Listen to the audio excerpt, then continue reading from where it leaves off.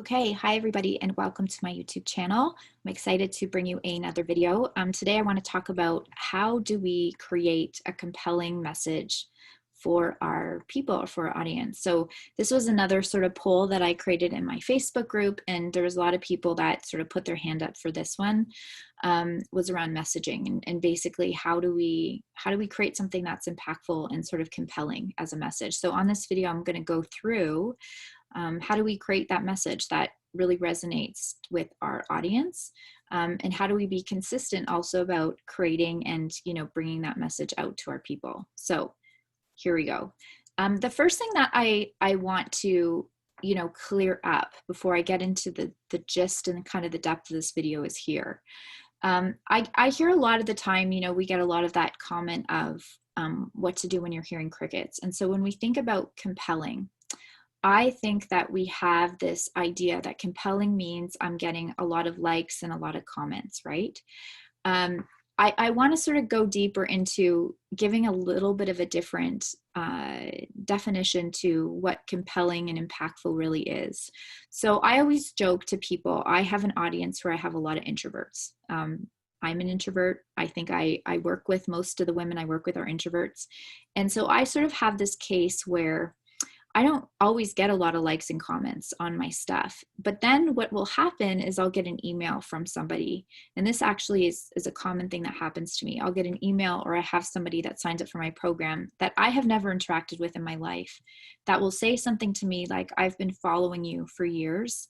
I read everything that you write. I've had people tell me they have a special inbox in their email of just my newsletters. Because it's really impactful for them. So I think that when we're talking about impactful and compelling, what I want to sort of dispel early on, if you have an audience similar to mine, is likes and comments are not always a measurement of whether or not our message is really landing for people. And so I've sort of looked at, I'm not looking to those things to validate what I'm saying. And I having a trust that, and I'll sort of get to the messaging part, that my stuff is landing, and I might not always get evidence of that. So I think that the thing that's not always accurate with social media is we're not always getting the feedback that's letting us know that our messaging is really landing. And I think that that's the thing that's hard. I have to write all the time, and I do write consistently in my newsletter, on social media. And I don't measure the compelling aspect of that message based on how many comments and likes I get, because I know my audience are introverts and I rarely even hear from them. But it doesn't mean I'm not having an impact, because like I said, I'll hear stories from people that have been following me of how much it's really shifted for them. And then when it comes to a program that they've really resonated with, they like sign right up, even though I've never heard from them before. So compelling and impactful is not measured in likes or comments. That's the first thing. One of the things that I think is really important in terms of this part of a conversation is to really know that the validity of our message is not coming from instant feedback from people, meaning we're not looking for those likes and comments to validate our message. So a lot of the time, especially with some of the clients that I'm working with, they're using that as a measurement to validate them. And if they don't get that validation, then often it's like, I'm not sharing or I'm not speaking because I'm not seeing anything. It's a very vulnerable thing. I think speaking and sharing your message, especially in kind of a social media realm where we don't always see the impact of that, can feel really vulnerable, and in some ways can feel really isolating, and we're kind of unsure of like how things are landing.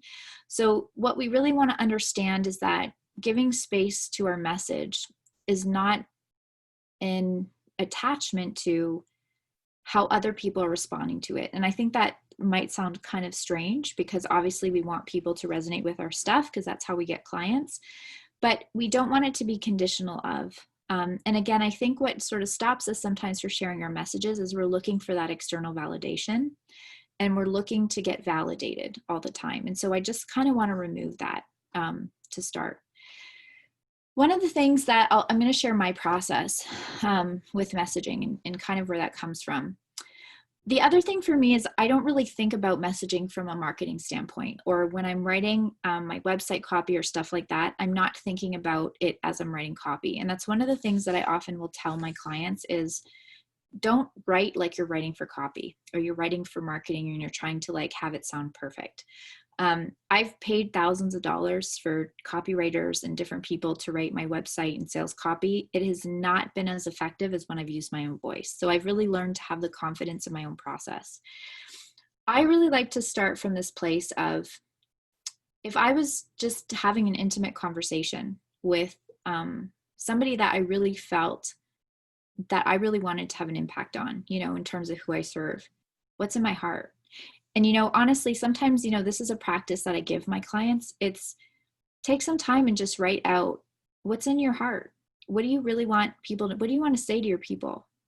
How you see them, how you relate to what they're going through.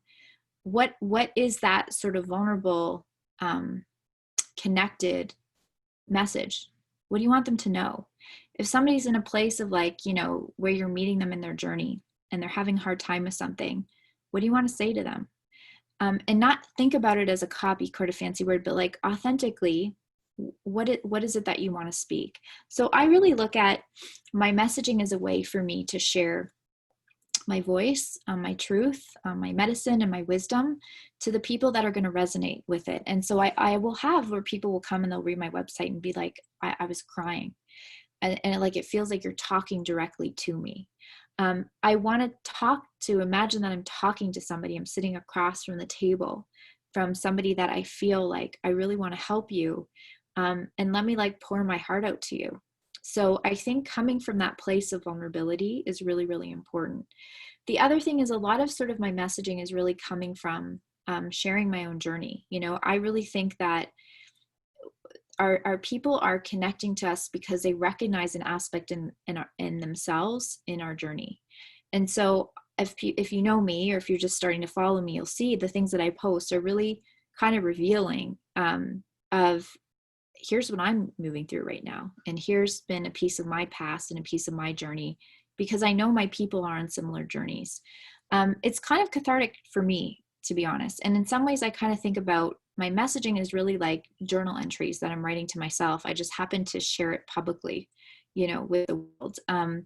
People are coming to work with you, not what you do.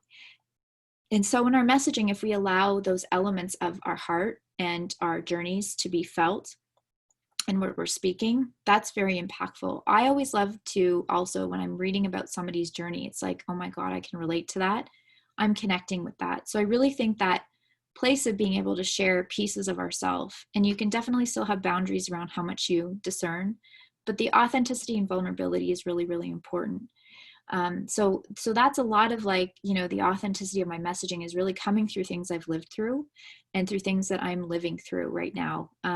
They often come through the conversations I'm having with my clients, and, kind of created through those really transparent, vulnerable, and authentic moments. The other thing I really like to sort of sit with too is, so there's kind of two angles to this. What would I have really benefited from hearing where I was in terms of where my people are? So part of this is you kind of got to know who your audience is and who you're talking to, which I did another video about that before. So you can go check that video out as well, finding your niche. And you want to know your audience. And oftentimes we have been our audience at some point, right? We've been the people that we want to serve. And so I think about what would have been really helpful for me to hear when I was in that place. And I often like to sit and think about what would be really supportive for my people. What would be like a really supportive thing for them to hear? A lot of the times when I'm writing or creating my message, I'm not thinking. It's not a strategic thing. I'm feeling, and I'm just honestly just start to write and see what comes out. So I really believe in that process of just sitting down and saying, what would be supportive? What wants to move through me today? How can I help my people? And just let it come out, let it sort of flow through you. And I've practiced that for years. So this is a muscle too, just in terms of getting the confidence to share ourselves in that way, I think is a really, is a big deal.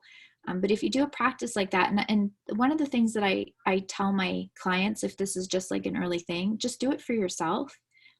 And then eventually you'll get the courage to share it in a way that sort of feels good for you. But just practice that place of what's in my heart, you know, what would be really helpful for my people to hear? What would I really have wanted to hear?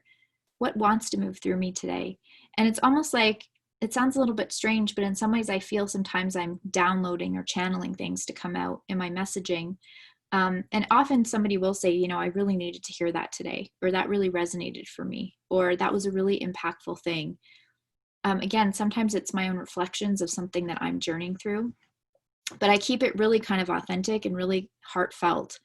And that's what, and sort of the point of it is I want to really help my people. I want them to read something and be like, that impacted them in that day. I don't have to see that impact, you know, and I have to let go of that attachment of seeing it, but that maybe somebody read something I wrote and it changed something for them, or it supported them in some way. So it's really coming from this sort of genuine place of wanting to serve. And then the other piece of it too is, you know, I want to be, my messaging is my way of, and I've shared this sort of in a video, my own personal stake for myself is I want to have the courage to share my medicine and my wisdom in the world. My messaging is a way that I do that. So if I can do nothing else, at the end of the day, I can go to bed and say, okay, I did okay because I showed up and I let whatever wanted to flow out. I believe we're all messengers. And so creating a message is really us stepping into that path of acknowledging that I'm a messenger. And I might not ever see again the ripple effect of that message, but I'm going to trust that it's going to land somewhere for somebody. And so I think that that's sort of how I'm creating my messages. And it's not being validated based on comments or likes. It's coming from a deeper, more purposeful place. And then I do think the really important thing with messaging is we're consistent. So, you know, whatever platform that looks like for you, whether it's your website or your blogging or you're on social media, giving space and room for the consistency of your message to come through, I think is really important. And don't think about it as trying to be marketing or copy. What wants to move through you today? What's a really authentic and vulnerable thing that you feel would really benefit your people? What's on your mind? What are you experiencing right now? What's in your heart? What do you really want? What do you want to say to your people? You know, what would you want to say to yourself? Sometimes I also say to people, here's another exercise, write a love letter to your audience. What is it that you want them to know? I think when we can get out of some of that mental stuff out of the way, we can allow the purity of our thoughts to come through and our messages to come through. Or if that's sort of like, it feels a little bit too scary for me to start posting that on things, try for a week or a month of just doing an exercise of what wants to move through me today. And just do free flow writing. We can always clean up the grammar and stuff afterwards. But I've literally found that I'll often post things like I'll say to people all the time, and I'm like, I don't know why I'm writing this, but I write it and I post it, and somebody will be like, oh my God, I really needed to hear that today, or thank you so much for writing that. And I'll even have sometimes in my head where I'm like, this is stupid. I don't really understand the point of that. There's a process where I'm not listening to that inner mind chatter and I'm trusting the things that want to flow, but I've also built that muscle. So that's sort of what my interpretation of messaging is. Right from the heart, be authentic, share yourself, know your audience, let whatever wants to move through you move through. Look at it as you're being a messenger for something. Trust that you are a messenger for something. Don't look for external validation to validate whether your message is compelling or impactful, because we don't always see that. Let it be about you giving yourself room to show up and really acknowledge that there's wisdom that wants to move through you, and then be consistent about it. So I hope that was helpful. Let me know in your comments about that. And if you want to you kind of like the stuff that I talk about and you want to follow me more, I have links to my other social media channels and my Facebook group if you want to pop in and hang out with me. Otherwise, we'll see you on the next one. Again, please, if you have questions or there's other things that you want me to speak to, please let me know, and I am more than happy to do so. Okay, I can't wait to sort of witness some of the messaging that you move through as part of watching this video, and we will see you guys on the next one.